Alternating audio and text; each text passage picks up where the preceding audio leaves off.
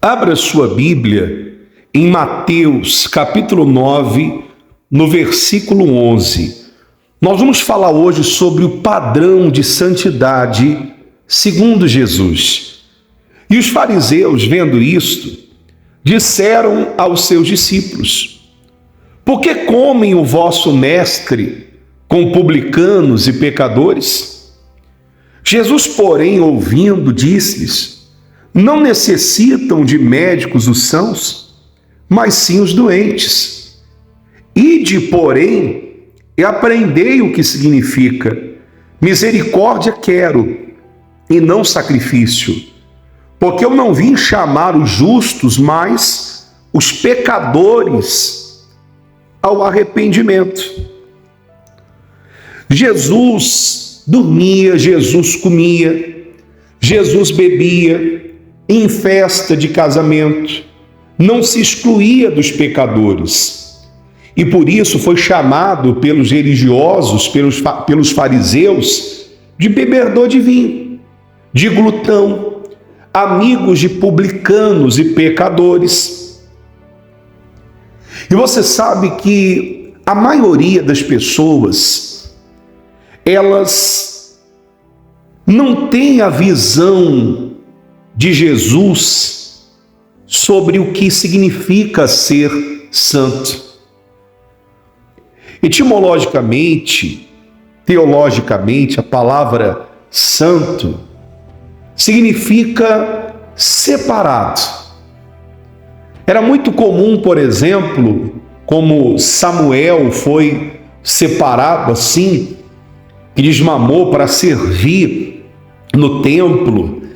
É muito comum, por exemplo, no passado, você ver pessoas se enclausurando, pessoas se isolando para buscar a santificação, para se santificar. Então as pessoas iam para os monastérios, as pessoas se isolavam, se enclausuravam a fim de buscar santidade. E isso ao longo do tempo foi se perpetuando,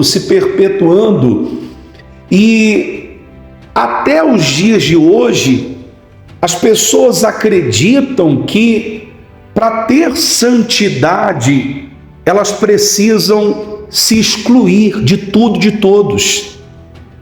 Mas Jesus nos ensinou que o que contamina o homem não é o que entra pela boca, mas é o que sai. Porque a contaminação, o mal, está dentro do ser humano. Não são as coisas de fora que nos contaminam. E é justamente por isso que muitos acabam evitando as pessoas, evitando contato com pessoas que na cabeça deles, aquelas pessoas são pecadoras, aquelas pessoas podem, de certa maneira, influenciá-los a pecar contra Deus, a se afastar de Deus. E é claro que, em algumas ocasiões, isso acontece. Mas isso acontece porque aquela pessoa não estava tão firme assim como ela pensava que estava. Ela não estava tão bem assim. Por isso que ela foi influenciada. A pessoa que é de Deus é o sal da terra, é a luz do mundo. Ela dá sabor, o sal é forte. O sal não pega gosto de nada. O sal não é influenciado por nada, o sal influencia, o sal dá sabor, o sal salga as coisas, traz vida, dá vida às coisas. Uma pessoa que é verdadeiramente o sal, ela não corre o risco de ser influenciada pelos ambientes que ela está, pelas pessoas que estão à sua volta. Pelo contrário, se ela está num ambiente de trevas, ela é a luz ali. Se ela está no lugar que não há vida, ela é o sal para dar sabor, para trazer vida ali. Porque se nós formos pensar desta maneira, nós vamos nos isolar de tudo e de todos. E a pergunta é: como é que essas pessoas vão conhecer a palavra? Como é que a palavra, como é que o evangelho, como é que a palavra vai alcançar essas pessoas se não tiver quem pregue, se não houver quem dê a elas um bom testemunho?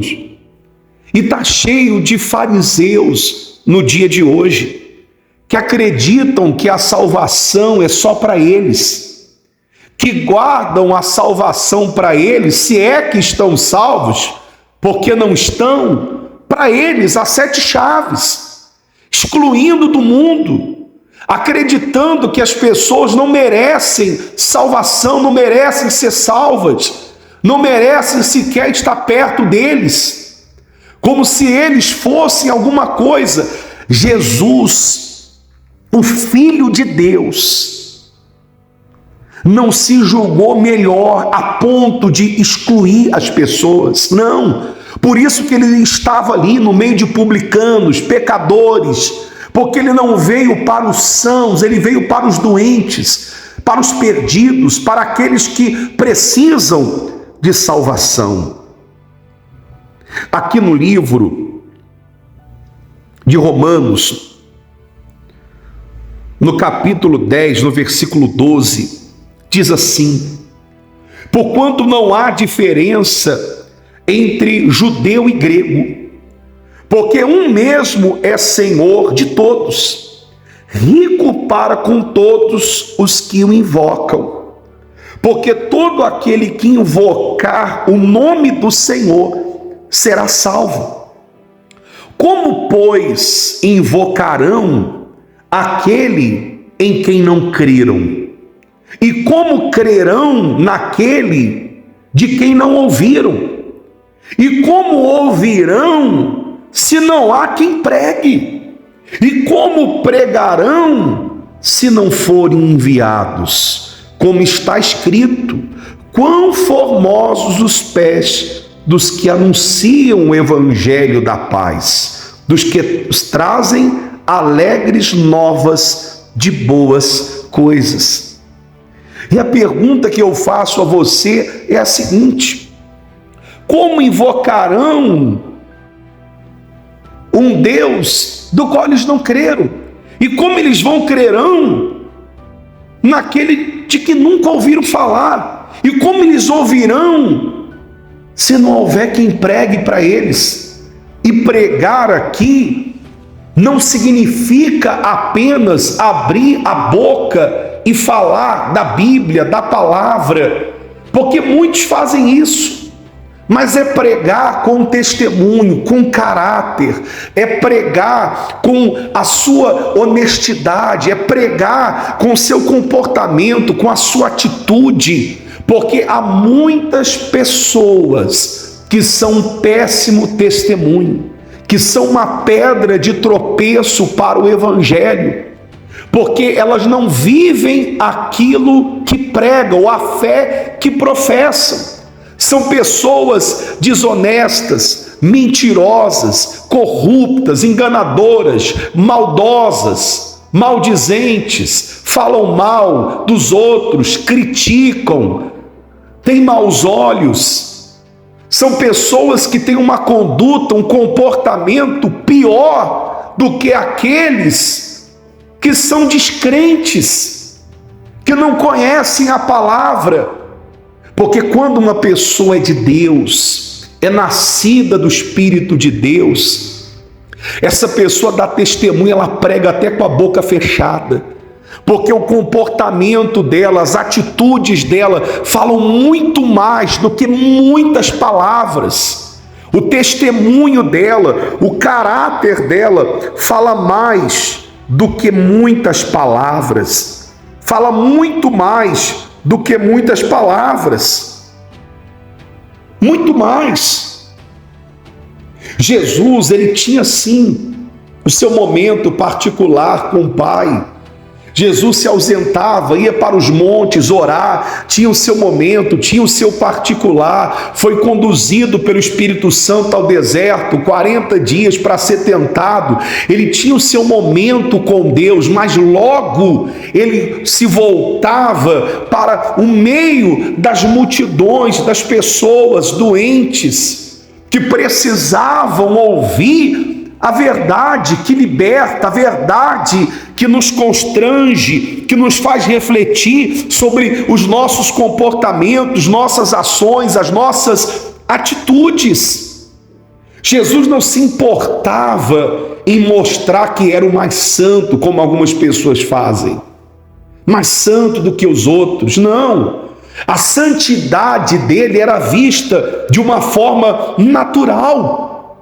Ele não tinha essa santidade exagerada que te separa dos pecadores, não. Essa santidade exagerada, sabe? Essa santidade de acreditar que é o que come, é o que veste, é essas coisas que vão tornar você mais santo do que as outras pessoas. É claro que você vai evitar muitas coisas que desagradam a Deus, vai se vestir com decência, mas, meu amigo, é muito exagero, minha amiga, é muito exagero.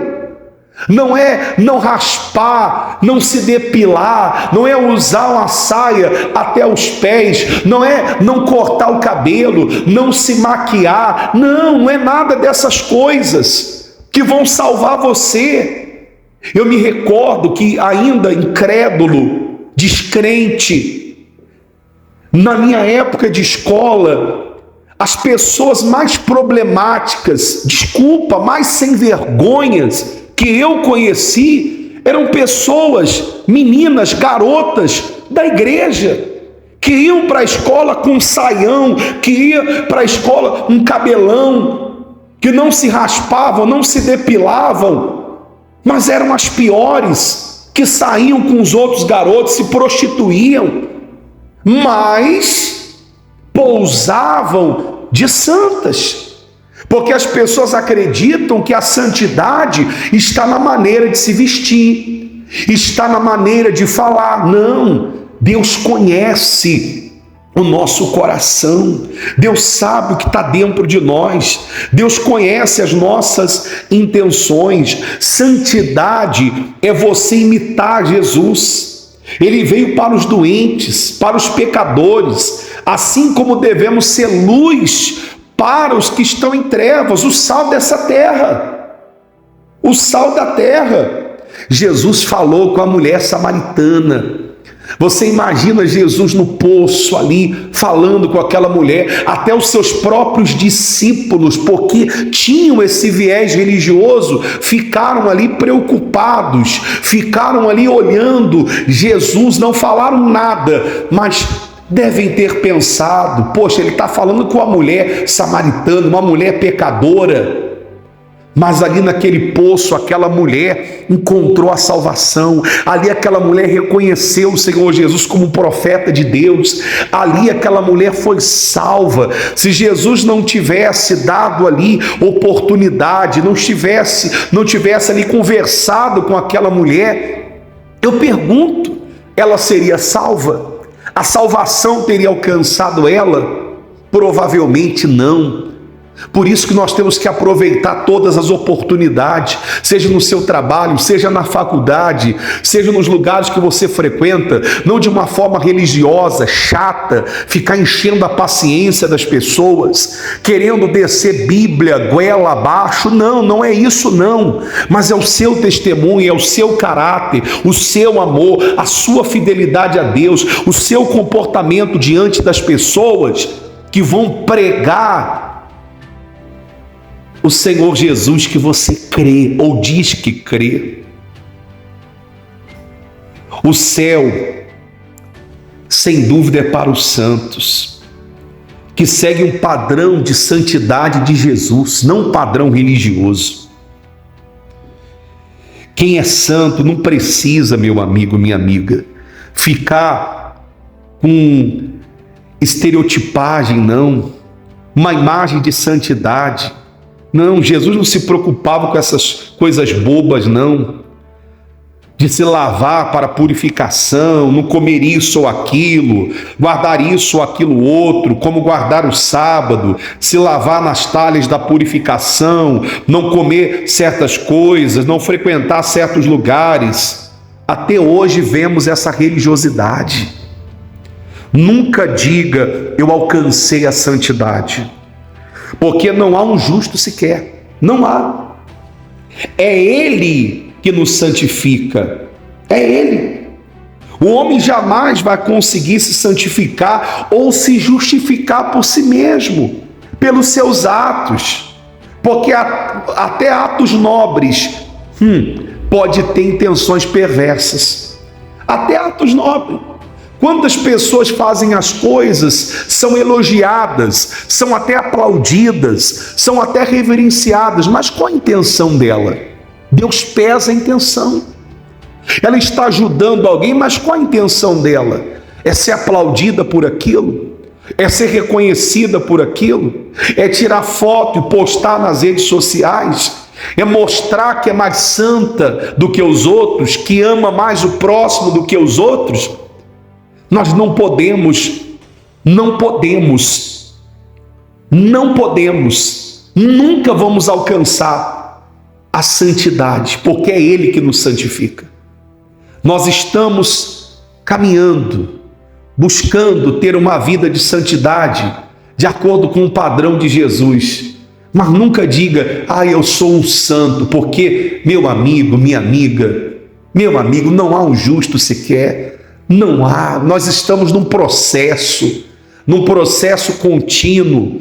Eu creio e eu levo isso em mente, que jamais eu vou conseguir alcançar a santidade de Jesus, jamais, mas eu trabalho para alcançá-la todo dia. Eu busco me santificar todos os dias, mesmo sabendo que jamais eu vou alcançar, porque quando você pensa já ter alcançado, você começa a julgar as pessoas que estão à sua volta, se achar melhor do que elas, se achar mais santo do que elas. Por isso que você vê, por exemplo, na internet, pessoas atacando umas às outras, você vê pessoas se julgando mais santa do que as outras, e isso dá ibope. Porque nós temos, por exemplo, dois grupos. Nós temos os liberais e nós temos os radicais. Poucos os equilibrados. Nós temos aqueles que apontam o dedo e condenam e julgam os outros como se fossem plenamente santos. E há aqueles também que são depravados, liberais, libertinos, que vivem a vida de qualquer maneira, que normaliza, suaviza, relativiza tudo. Claro que tem. O evangelho da facilidade, o evangelho das portas largas, tudo pode, é a nossa humanidade. Há pessoas que erram e dizem assim, não, eu errei porque eu sou humano.